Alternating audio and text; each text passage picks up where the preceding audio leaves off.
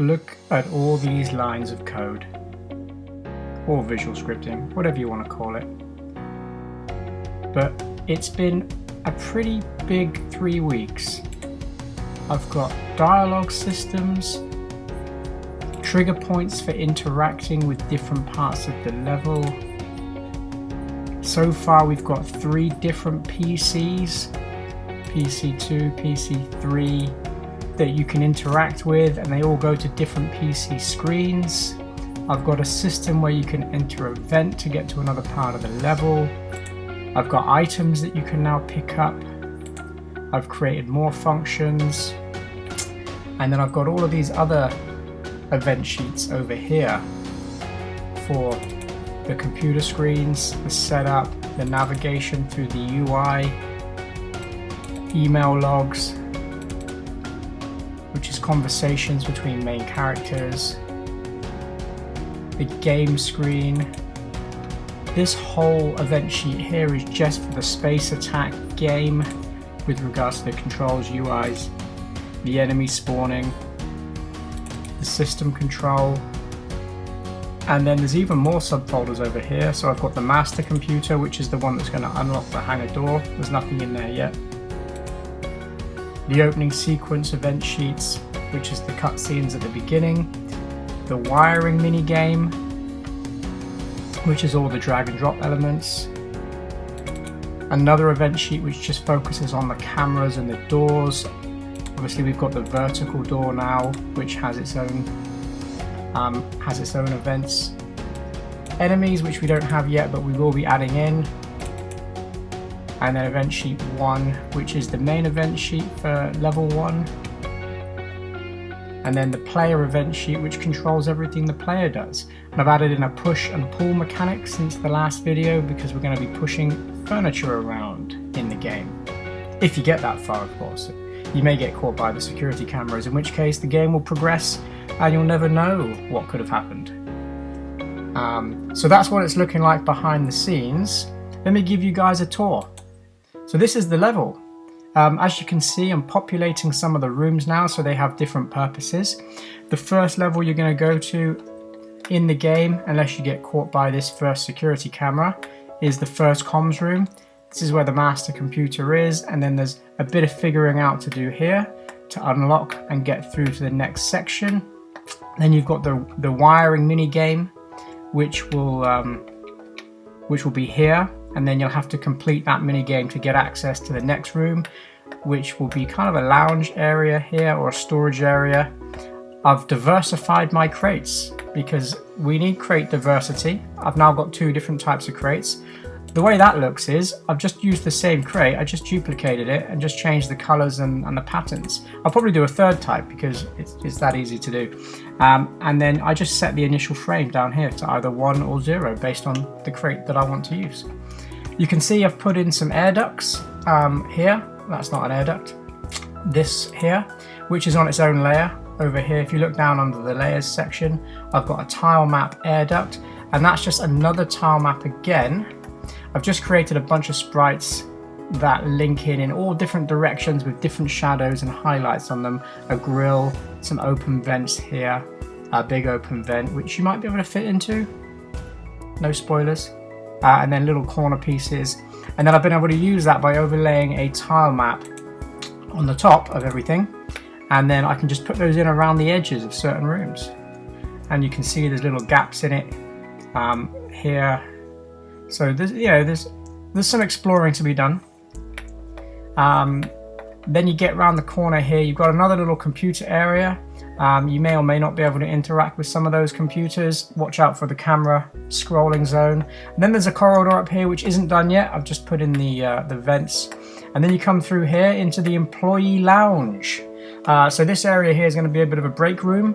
And then you can see on the wall up here I've got Employee of the Month. And we're looking at potentially getting some people like you in the real world to be the Employees of the Month when we eventually launch the game on Steam.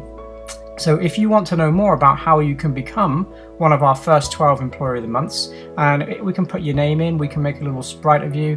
I'm not sure how that will work in terms of a mechanic in the game, but it will do. There may be a pop-up or something that pops up on the screen when you go near it, and then you can scroll through and see all the employees.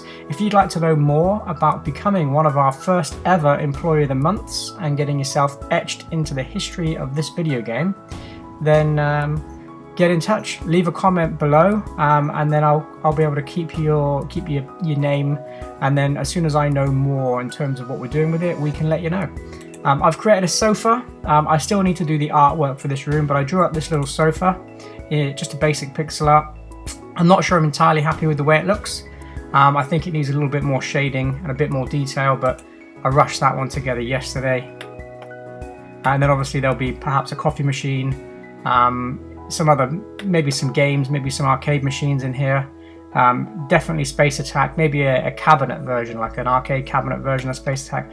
I don't know, we'll see how that goes. Maybe I'll design another little mini game that you could play in there. And then this area, I don't know what this is going to be yet. We'll see as we go through. And then we've got like a storage area down here, which is basically just crate storage. And I've put together another sprite of these shelving units.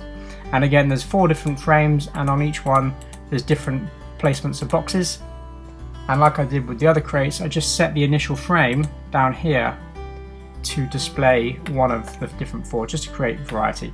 And I've put them in a way so you have to kind of navigate through a very easy maze to get down here. And what that does, before when they weren't there, I'd even do it myself. I'd run into this security camera because it's kind of patrolling around this area. And then I felt that was a little unfair, so I wanted to give the player a block so that they could get close enough to it and see that it's a hazard without running into it unintentionally. And then that'll take you around the side here, and then there is some more computers down here, one you can interact with, and then you've got a little section here with a little kind of pushable stool. I've got this section which you can't get to through a door. It's blocked off in terms of the wall, so you've got to find a secret way in.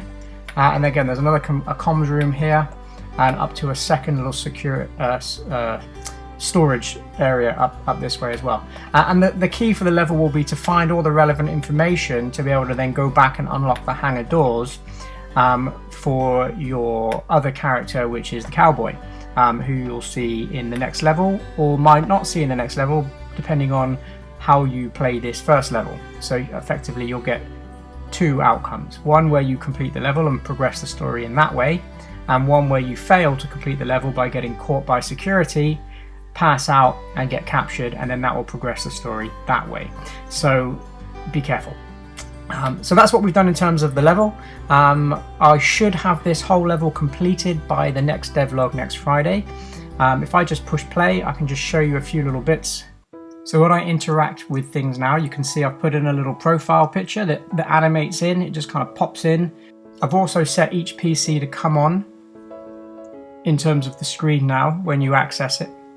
There's now an email. When you go into the computer, there's an email section. I think it was build log before. We've changed that to email now because part of the story will be, and I'm not going to click on it because I don't want to give any spoilers away, will be following this email chain between 2 NPC characters.